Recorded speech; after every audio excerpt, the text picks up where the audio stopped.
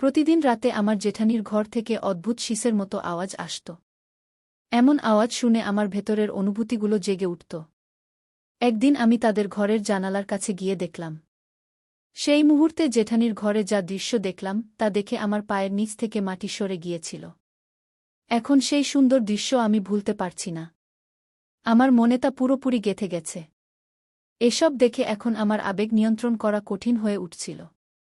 তখনই আমি একটি সিদ্ধান্ত নিলাম। সেই দিন যখন জেঠানি তার মায়ের বাড়ি গিয়েছিলেন, তখন রাতে আমি জেঠানির পোশাক পরে জেঠজির ঘরে শুয়ে পড়লাম। যখন মধ্যরাত হল তখন আমাকে তার স্ত্রী ভেবে সারা রাত। বন্ধুরা, আমার নাম সুহানা এবং আমি একটি গ্রামের বাসিন্দা ছিলাম। আমি দেখতে খুব সুন্দর। আমি একটি মধ্যবিত্ত পরিবারের সদস্য। আমি এমন একটি গ্রামের বাসিন্দা ছিলাম যেখানে নারীরা নিজেদের ও স্বামীর মধ্যে ঘটে যাওয়া ঘটনা খোলাখুলি শেয়ার করত। তখন আমার বয়স ছিল 20 বছর। যখন আমি আমার পাড়ার নারীদের কথা শুনতাম তখন আমার খুব অদ্ভুত লাগত। আমি ভাবতাম, এই নারীরা শেষ পর্যন্ত নিজেদের ও স্বামীর মধ্যে হওয়া ঘটনা এত খোলাখুলি কেন বলে? যখন আমি এমন কথা শুনতাম তখন আমি সেখান থেকে সরে যেতাম, কারণ তাদের কথা খুবই অদ্ভুত লাগত। আমার বাড়িতে আমরা কম লোক ছিলাম। আমি, আমার বাবা মা এবং আমার বড় ভাই। আমার ভাইয়ের বিয়ে হয়েছিল মাত্র 1 বছর আগে। আমার ভাবিও খুব ভালো ছিলেন, কিন্তু আমি তাকে কখনো খোলাখুলি কথা বলতে দেখিনি, যেমন অন্য নারীরা নিজেদের সম্পর্কে কথা বলত। আমি একজন শিক্ষিত মেয়ে ছিলাম, তাই আমি বুঝতাম যে এমন কথা খোলাখুলি বলা হয় না। এটি সব স্বামী স্ত্রীর মধ্যে হয়। তাহলে এমন কথা বলার কি দরকার? এভাবে আরও 1 বছর কেটে গেল। তারপর আমার বিয়ের জন্য বাবা একটি ছেলে পছন্দ করলেন। সেও গ্রামের বাসিন্দা ছিল। সেই ছেলের নাম ছিল মনোজ। সে 2 ভাইদের মধ্যে ছোট ছিল। মনোজের বড় ভাইয়ের নাম ছিল বিনোদ এবং তার বিয়ে হয়েছিল 5 বছর আগে। মনোজের বাবা ছিলেন না, শুধু তার মা ছিলেন, যিনি তার 2 ছেলেকে অনেক আদরযত্নে বড় করেছিলেন। মনোজের বড় ভাই বেশি শিক্ষিত ছিলেন না, তাই তিনি কৃষিকাজই করতেন। কিন্তু মনোজ একজন শিক্ষিত মানুষ ছিলেন এবং তিনি শহরে একটি কোম্পানিতে চাকরি করতেন। আমার বাবা আমাকে কিছু না বলে আমার বিয়ে মনোজের সাথে ঠিক করে দিয়েছিলেন। তখন আমার মনে অনেক প্রশ্ন আসছিল।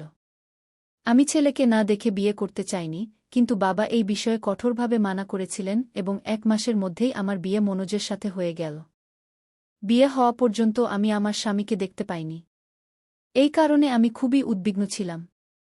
আমার শ্বশুরবাড়িতে ইটের তৈরি একটি পুরানো বাড়ি ছিল, যার মাঝে একটি আঙিনাও ছিল। সেই বাড়িটি 5টি কামরার সেট ছিল, যেখানে শুধু একটি বাথরুম ছিল, যা বাড়ির সবাই ব্যবহার করত। যাই হোক, এখন আমার বিয়ে হয়ে গিয়েছিল, তাই আমাকে এখন এই বাড়িতেই থাকতে হবে। কোনোভাবে পুরো দিন কেটে গেল এবং এখন রাত হয়ে গিয়েছিল। আজ আমার বিয়ের প্রথম রাত ছিল এবং আমি কামরায় বসে আমার স্বামী মনোজের অপেক্ষা করছিলাম। কিছুক্ষণ পর আমার স্বামী কামরায় এলেন। আমি দেখলাম যে তার হাতে 1 গ্লাস দুধও আছে। তখন আমি প্রথমবার আমার স্বামীকে দেখলাম, যাকে দেখে আমি একদম শকে চলে গিয়েছিলাম। তিনি দেখতে বিশেষ কিছু ছিলেন না এবং শারীরিকভাবে পাতলা দুর্বল ছিলেন। তিনি দেখতে বেশ দুর্বল লাগছিলেন। এসব দেখে আমি একদম হতবাক হয়ে গিয়েছিলাম। তখন আমি ভাবতে লাগলাম যে হয়তো বিয়ের পর তিনি ভালো হয়ে যাবেন, কারণ অনেক পুরুষ বিয়ের পর স্বাস্থ্যবান হয়ে যায়। তখন আমি এই সব কথা ঝেড়ে ফেললাম, কারণ আজ আমার সুহাগ রাত ছিল, যা আমি স্মরণীয় করতে চেয়েছিলাম। মনোজ আমার কাছে এসে বসলেন এবং বললেন, সুহানা, তুমি খুবই প্রিয়। তোমার মতো স্ত্রী পাওয়া আমার ইচ্ছা ছিল, যা আজ পূর্ণ হয়েছে। মনোজ আমাকে দুধের গ্লাস দিয়ে বললেন যে এটি পান করো। আমি বললাম, আমি আপনার স্ত্রী, এবং প্রথমে আমি কিভাবে পান করতে পারি? তাই প্রথমে আপনি পান করুন। তারপর সেই গ্লাস থেকে কিছু দুধ মনোজ পান করলেন এবং বাকিটা আমি পান করলাম। আমি তার এই আচরণে খুব খুশি হয়েছিলাম। তখন মনোজের আচরণ আমার খুব ভালো লেগেছিল। তারপর মনোজ আমার হাত ধরে আমাকে তার বাহুতে জড়িয়ে ধরলেন।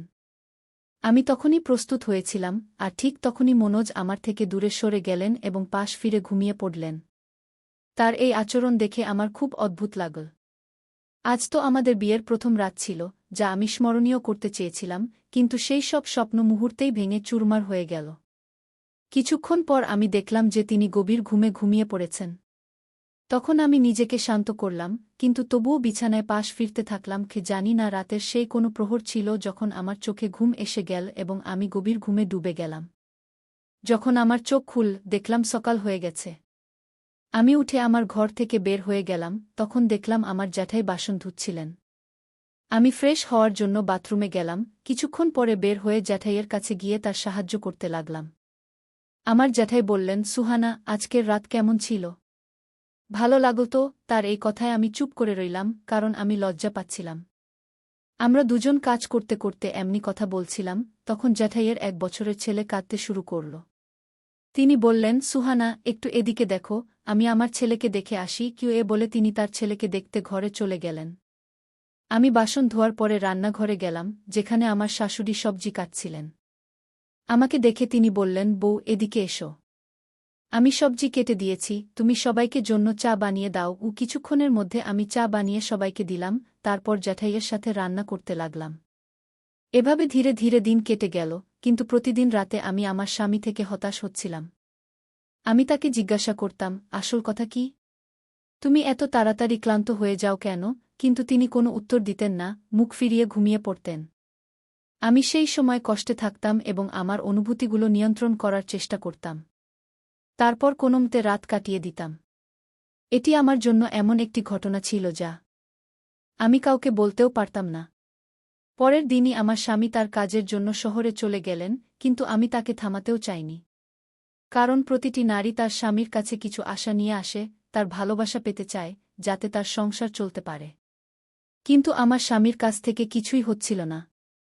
যেমন তিনি দেখতে রোগাপাতলা ছিলেন, তেমনি তার ভিতর কিছু করার শক্তিও ছিল না। একজন নারী শুধু টাকা-পয়সা বা খাবার-দাবার চায় না, তার স্বামীর কাছ থেকে আরও কিছু চায়। সে আশা নিয়ে আসে যে তার স্বামীর সাথে খুব সুখে থাকবে এবং তার ঘর ভালোভাবে সামলাবে। যখন একজন নারী ঘর সামলে নেয় এবং যদি তার স্বামীর কাছ থেকে সেই সুখ না পায় যা সে চায়, তাহলে সে ভিতর থেকে ভেঙে পড়ে। মনোজ পরের দিনই তার কাজের জন্য শহরে চলে গেল এবং আমি তাকে তাকিয়ে থাকলাম। আমি বুঝতে পারছিলাম না যে আমার জীবনে কি ঘটছে। আমি কত স্বপ্ন দেখেছিলাম, কিন্তু সেই স্বপ্নগুলো ভেঙে গিয়েছিল। কোনোভাবে একা একা শ্বশুরবাড়িতে 7 মাস কাটিয়ে দিলাম। এই সময় আমার স্বামী মাত্র 1 সপ্তাহের জন্য বাড়ি এসেছিলেন, কিন্তু তবুও আমাকে হতাশই থাকতে হয়েছিল। আমি আমার ভিতরের অনুভূতিগুলো শান্ত করতাম, তারপর তিনি আবার শহরে চলে গেলেন। তিনি আমার সাথে পুরোপুরি চোখেও তাকাতে পারছিলেন না, কারণ তিনি নিজের উপর লজ্জা অনুভব করছিলেন। একদিন আমি আমার শাশুড়িকে বললাম যে আমি আমার মায়ের বাড়ি যেতে চাই। শাশুড়ি আমাকে মায়ের বাড়ি যাওয়ার অনুমতি দিলেন। পরের দিন আমি আমার জ্যাঠার সাথে মায়ের বাড়ি চলে গেলাম। জ্যাঠা আমাকে সেখানে রেখে তার বাড়ি ফিরে গেলেন। আমার মা এবং ভাবি জিজ্ঞাসা করতে লাগলেন, তোমার শ্বশুরবাড়ি কেমন? সেখানে মন লাগে কি না? কিন্তু আমি কি করে বলব যে শ্বশুরবাড়ি ঠিক আছে, কিন্তু যাকে ঠিক থাকা উচিত সে ঠিক নেই? এটি বলার মতো কিছু ছিল না, কারণ যাকে বলতাম সে আমারই মজা করত। মায়ের বাড়ি আসার পরে আমি সেই সব মহিলাদের সাথে বসতে শুরু করতাম যারা তাদের স্বামীদের সাথে ঘটে যাওয়া ঘটনা নিয়ে কথা বলত। আমি শুধু তাদের কথা মন দিয়ে শুনতাম, কিন্তু কিছু বলতে পারতাম না, কারণ আমার বলার মতো কিছুই ছিল না। মহিলারা যেভাবে সেই ঘটনা বলত, তাতে আমার শরীরে এক অদ্ভুত শিহরণ তৈরি হতো। আমিও ভাবতে শুরু করতাম, কাশ আমার স্বামীও আমাকে এত ভালোবাসত, কিন্তু তিনি তো 1 মিনিটেই ক্লান্ত হয়ে যেতেন।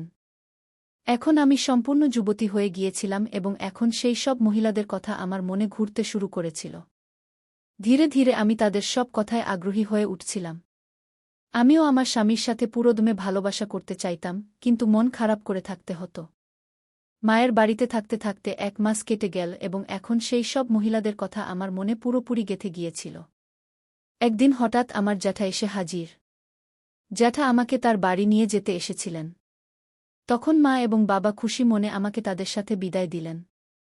আবার আমি আমার শ্বশুরবাড়ি চলে এলাম, কিন্তু আমার স্বামী তখনও শহরেই ছিলেন। আমি এই দুঃখ নিয়ে আবার সেই বাড়িতে থাকতে শুরু করলাম। গরমের মাস চলছিল এবং এত গরমেও জ্যাঠা তার স্ত্রীর সাথে ঘরেই ঘুমাতেন।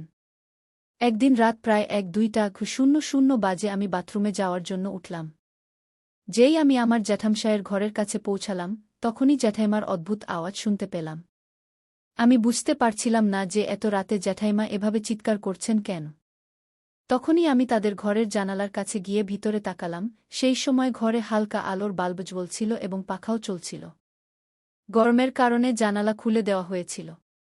সেই সময় ঘরের যে দৃশ্য আমি দেখলাম, তা দেখে আমার ভিতরে এক ধরনের আবেগের ঢেউ ছুটে গেল। আমি মনে মনে ভাবতে লাগলাম, যদি আমার স্বামীও আমাকে এমন সুখ দিত। আমি ভিতরে ভয় পেয়ে গিয়েছিলাম যে কেউ আমাকে এভাবে উকি দিতে দেখে ফেলবে কিনা। তখনই আমি সেখান থেকে বাথরুমে চলে গেলাম এবং ফিরে এসে আমার ঘরে শুয়ে পড়লাম। সেই সময় ঘুম আমার চোখ থেকে অনেক দূরে ছিল। আমি আমার বিছানে পাশ ফিরছিলাম এবং নিজেকে ধিক্কার দিচ্ছিলাম।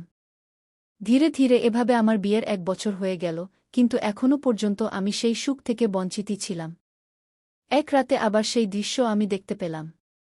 অর্ধরাতে যখন আমি গরমের কারণে বাইরে বের হলাম, তখন আবার সেই আওয়াজ শুনতে পেলাম। আমি আবার সেই জানালার কাছে গিয়ে দাঁড়ালাম এবং ভিতরের দৃশ্য দেখতে লাগলাম, যা দেখে আমার ভিতরের আবেগও জ্বলে উঠল।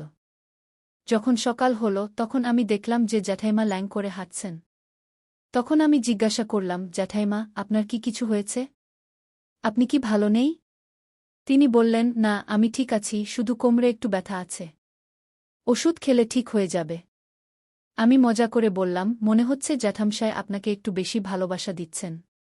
তখন আমার জ্যাঠাইমা লজ্জা পেয়ে গেলেন এবং বললেন, তোমার জ্যাঠামশায় সারাদিন খেতে কাজ করেন, তারপরও রাতে আমাকে ছাড়েন না।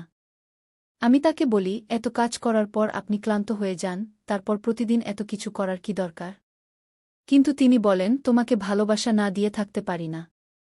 তখন আমি কি করব? জ্যাঠাইমার এমন কথা শুনে আমি ভাবতে লাগলাম, যদি আমার স্বামীও এতটা ভালোবাসা দিত। কিন্তু যেভাবে জ্যাঠামশায় জ্যাঠাইমাকে ভালোবাসতেন, তাতে তার এত ব্যথা হওয়া স্বাভাবিক ছিল। সেই দিন জ্যাঠাইমার মায়ের বাড়ি থেকে ফোন এল, তার মা ভালো নেই, তাই জ্যাঠাইমাকে তার মা সেখানে ডাকছিলেন। পরের দিন সকালে জ্যাঠাইমা তার মায়ের বাড়ি যাওয়ার জন্য জ্যাঠামশায়ের সাথে প্রস্তুত ছিলেন। কিছুক্ষণ পর তারা সবাই চলে গেলেন। যাওয়ার সময় জ্যাঠাইমা আমাকে বললেন, তোমার জ্যাঠামশায় আজ সন্ধ্যায় ফিরে আসবেন, তাই তুমি রাতে তাকে গরম দুধ দিয়ে দিও। কারণ আমাকে আমার মায়ের জন্য সেখানে 1 মাস থাকতে হবে। আমি জ্যাঠাইমাকে বললাম, আপনি চিন্তা করবেন না, আমি তার ভালোভাবে খেয়াল রাখব। যখন সন্ধ্যা হল তখন জ্যাঠামশায় বাড়ি ফিরে এলেন। রাতের খাবার খাওয়ার পর সবাই নিজের ঘরে ঘুমাতে চলে গেল। আমি দুধ গরম করলাম এবং জ্যাঠামশায়কে দিতে তার ঘরে গেলাম। সেখানে আমি দেখলাম যে ঘরে হালকা আলোর বাল্ব জ্বলছিল এবং জ্যাঠামশায় তার বিছানায় শুয়েছিলেন। আমি টেবিলে দুধের গ্লাস রেখে দিলাম এবং আমার ঘরে ফিরে এলাম। কিন্তু এখন আমার পা কাঁপছিল। আমার মনে সেই সব কথা এবং জ্যাঠামশায়ের ঘরের দেখা দৃশ্য আমার চোখের সামনে ভেসে উঠছিল। আমার স্বামী এতটা ভালোবাসা দিতে পারত না, কারণ সে নপুংসক ছিল। আমি কোনো সিদ্ধান্ত নিতে পারছিলাম না যে আমি কি করব। তখন আমার মন জ্যাঠামশায়ের দিকে চলে গেল। আমি ভাবলাম, জ্যাঠাইমাও এখানে নেই, তাহলে কেন না তার জায়গায় আমি আমার উপস্থিতি জানিয়ে দিই। তখন আমি ভাবলাম, যদি জ্যাঠামশায় এটা জানতে পারেন, তাহলে তিনি আমার সম্পর্কে কি ভাববেন। তখন আমি সময় নষ্ট না করে জ্যাঠাইমার কাপড় পরে জ্যাঠামশায়ের ঘরে গিয়ে শুয়ে পড়লাম। যখন অর্ধরাত হল তখন জ্যাঠামশায় জ্যাঠাইমা ভেবে আমাকে ধরলেন। সেই সময় আমার মুখ জ্যাঠামশায়ের দিকে ফিরে গেল, তখন তিনি ঘাবড়ে গিয়ে কিছু বলতে যাচ্ছিলেন। কিন্তু আমি তার মুখে আমার হাত রেখে বললাম, হতে দিন যা হচ্ছে, কারণ আপনার ভাই আজ পর্যন্ত আমাকে কোনো সুখ দেয়নি। আমার কথা জ্যাঠামশায় বুঝে গেলেন এবং তিনি আবার প্রস্তুত হয়ে গেলেন। তারপর 3 ঘণ্টা পর আমি সেখান থেকে উঠে আমার ঘরে চলে এলাম। আজ আমি খুব খুশি ছিলাম, কারণ আজ আমি সত্যিকারের সুখ পেয়েছি। এই সুখের জন্য আমি কতদিন ধরে তৃষ্ণার্ত ছিলাম। কিন্তু দুঃখের বিষয় ছিল যে সুখ আমার স্বামীর কাছ থেকে পাওয়া উচিত ছিল, সেই সুখ আমি আমার জ্যাঠামশায়ের কাছ থেকে পেয়েছি। এখন যতদিন জ্যাঠাইমা এখানে ছিলেন না, ততদিন আমি আমার জ্যাঠামশায়ের সেবা করছিলাম। জ্যাঠামশায়ও খুব খুশি ছিলেন। এভাবে এখন প্রতিদিনই হতে লাগল। কিন্তু একদিন যখন আমি জ্যাঠামশায়ের ঘর থেকে বের হয়ে আমার ঘরে যাচ্ছিলাম, তখন আমার শাশুড়ি আমাকে দেখে ফেলেছিলেন। সেই দিনের পর থেকে তিনি আমার উপর নজর রাখতে লাগলেন। এভাবে পরের দিনও আমার শাশুড়িকে আমি যখন জেঠের ঘর থেকে বের হচ্ছিলাম, তখন সে আমাকে দেখে ফেলে এবং আমার পিছু নিয়ে আমার ঘরে চলে আসে। ঘরে ঢুকেই সে বলতে শুরু করে, তুমি এত রাতে তোমার জেঠের ঘরে কি করছিলে? আমি 2 দিন ধরে দেখছি তুমি আধারাতে বিনোদের ঘর থেকে বের হচ্ছ। এসব তোমার জেঠের সাথে করতে তোমার লজ্জা হয় না? আমি ভেবেছিলাম তুমি একটা শালীন পরিবারের মেয়ে, কিন্তু তুমি তো খুবই খারাপ মেয়ে বলে প্রমাণিত হলে। আমার শাশুড়ি রেগে এসব বলছিল। তখনই আমি বললাম, শাশুড়ি মা, এখন থামুন। আপনার ছোট ছেলে নপুংসক, আপনি কি এটা জানতেন না? তবুও আপনি তার বিয়ে আমাকে দিয়ে করালেন। কেউ যেন না বলতে পারে যে আপনার ছেলে সঙ্গীত নপুংসক এমনি করেই পড়েছিল। একটা মহিলা যতটা সে সহ্য করতে পারে ঠিক ততটাই সে সহ্য করে। কিন্তু যখন সে বিশ্বাস করে যে তাকে সারা জীবন এভাবেই যন্ত্রণায় কাটাতে হবে, তখন সে এমন পথ বেছে নেয়। আমার কথা শুনে শাশুড়ি একদম চুপ হয়ে যায়। সে বলতে থাকে, আমি ভেবেছিলাম সময়ে সব ঠিক হয়ে যাবে। এখন 3 দিন ধরে আমার এবং শাশুড়ির মধ্যে কোনো কথা হচ্ছিল না। যখন শাশুড়ি আমার স্বামী মনোজকে এসব বলল, তখন সে লজ্জায় কিছু বলতেই পারল না এবং ফোন কেটে দিল। এখন এসব আর আমার সহ্য হচ্ছিল না। তখনই আমি চিরতরে আমার মায়ের বাড়ি চলে যাওয়ার সিদ্ধান্ত নিলাম। পরের দিন সকালে আমি আমার জিনিসপত্র গুছিয়ে মায়ের বাড়ির উদ্দেশ্যে রওনা দিলাম। যখন মায়ের বাড়ি পৌঁছে এসব কথা আমার মা এবং ভাবিকে বললাম, তখন তারা ফোন করে আমার শাশুড়িকে খুব বকাঝকা শুরু করল। আমি এখন একটা অসহায়ের মতো মায়ের বাড়িতে থাকতে শুরু করলাম, কিন্তু আমার কষ্ট তাদের সহ্য হচ্ছিল না। তখন আমার ভাই এবং বাবা আমার জন্য আরেকটা সম্পর্ক খুঁজতে শুরু করল। কিছুদিন পরেই সুনীল নামের এক ছেলের সাথে আমার বিয়ে ঠিক হয়ে গেল।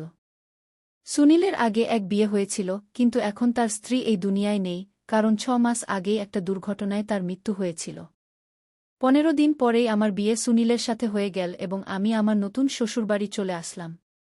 সুনীল দেখতে খুব সুন্দর ছিল, সে একটা কোম্পানিতে উচ্চ পদে কাজ করত। আমার নতুন শ্বশুরবাড়িতে আমার শাশুড়ি, শ্বশুর এবং একটা ছোট নন্দ ছিল, যে খুবই ভালো ছিল। আমার স্বামী সুনীল তার মা-বাবার একমাত্র ছেলে ছিল, সে আমাকে খুব ভালোবাসত এবং আমাকে সেই সব সুখ দিত যা একজন মহিলার তার স্বামীর কাছ থেকে চাই। আমিও আমার স্বামী সুনীলকে খুব ভালোবাসতে শুরু করলাম। তারপর ধীরে ধীরে পুরনো সব ঘটনা ভুলে একটা নতুন জীবন যেতে মগ্ন হয়ে গেলাম, কারণ এখন আমার ভুল পথে চলার কোনো দরকার ছিল না। আমি সেই সব সুখ পাচ্ছিলাম, তাই আমি আমার জীবনকে ভালোভাবে কোনো ছলনা ছাড়াই যেতে শুরু করলাম। বন্ধুরা, প্রত্যেকেরই নিজস্ব স্বপ্ন থাকে, কিন্তু যখন তা পূরণ হয় না, তখন সে বাধ্য হয়ে ভুল পথে চলতে শুরু করে। এমনি করেই যখন একজন মহিলা তার শ্বশুরবাড়ি যায়, তখন সে তার সাথে অনেক স্বপ্ন এবং ইচ্ছাও নিয়ে যায়। কিন্তু যখন তার স্বপ্ন এবং ইচ্ছা পূরণ হয় না, তখন সে এমনি করে অন্য পথে চলতে শুরু করে। এ কথা খুবই কঠিন, কিন্তু একদম সত্য, কারণ কোনো কারণ ছাড়া কোনো মহিলা বা পুরুষ ভুল পথে চলে না। বন্ধুরা, যদি আমাদের গল্পটা তোমাদের ভালো লেগে থাকে, তাহলে ভিডিওটা লাইক এবং চ্যানেলটা সাবস্ক্রাইব করতে ভুলো না। ধন্যবাদ।